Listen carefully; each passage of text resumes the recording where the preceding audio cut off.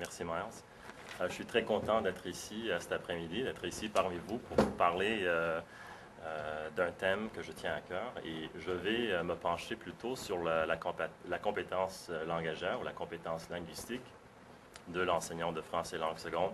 Et ce matin, au début de sa présentation, Lucille avait dit qu'elle était très nerveuse de se retrouver parmi les experts. Moi, je devrais être paralysé de peur d'être ici avec deux experts, mais je ne le suis pas, donc je vais continuer. Mais avant même d'aborder le sujet, je vais utiliser les termes francophones, non francophones, locuteurs natifs, locuteurs non natifs dans ma présentation.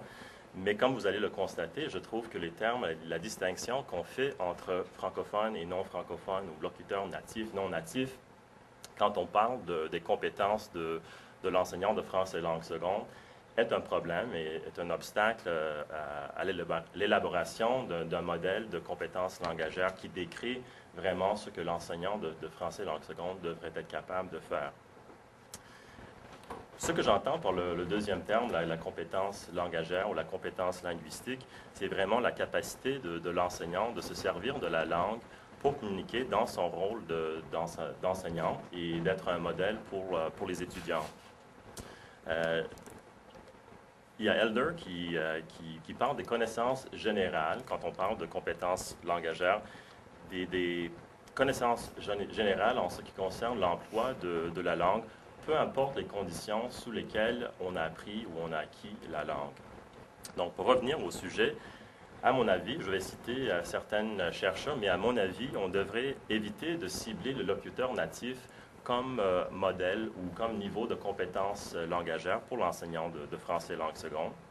Je pense qu'il est préférable et d'ailleurs plus juste d'élaborer, de créer une définition de ce que l'enseignant de français langue seconde, peu importe s'il ou elle est francophone, non francophone, devrait être capable de faire et qui ne définit pas l'enseignant selon son statut comme locuteur natif ou non natif.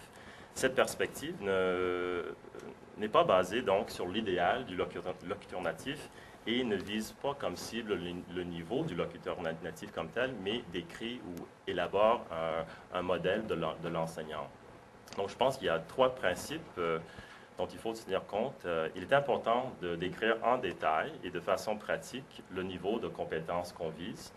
Il est essentiel d'élaborer une définition qui permet aux enseignants de se voir dans la définition et de parler de leur identité linguistique professionnelle de façon positive, de ce qu'ils peuvent faire, de ce qu'ils peuvent atteindre, et de ne pas parler de ce qu'ils ne sont pas et de ce qu'ils ne deviendront jamais.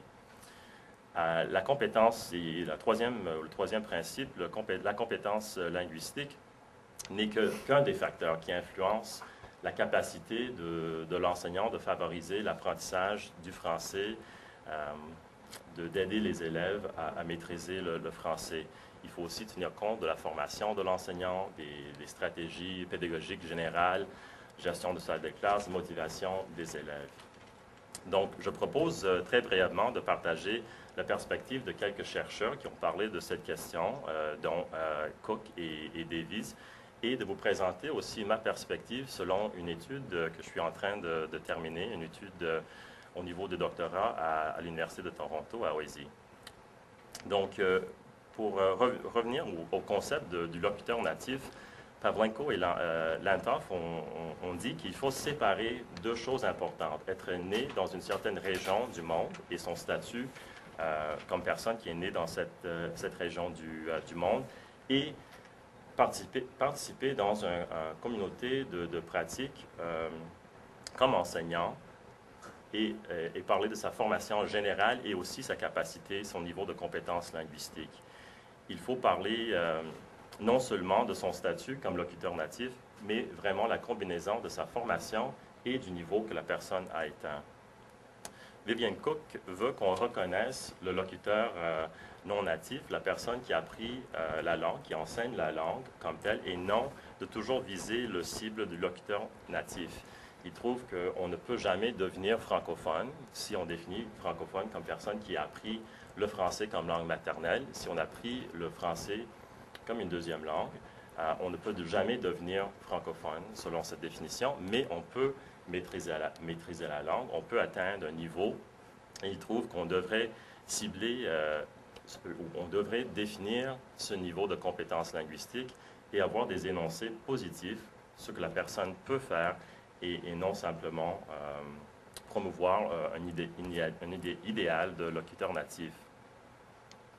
Il y a aussi Davies qui appuie les idées de Cook, qui parle aussi de début de l'apprentissage d'une langue, d'atteindre un niveau de compétence.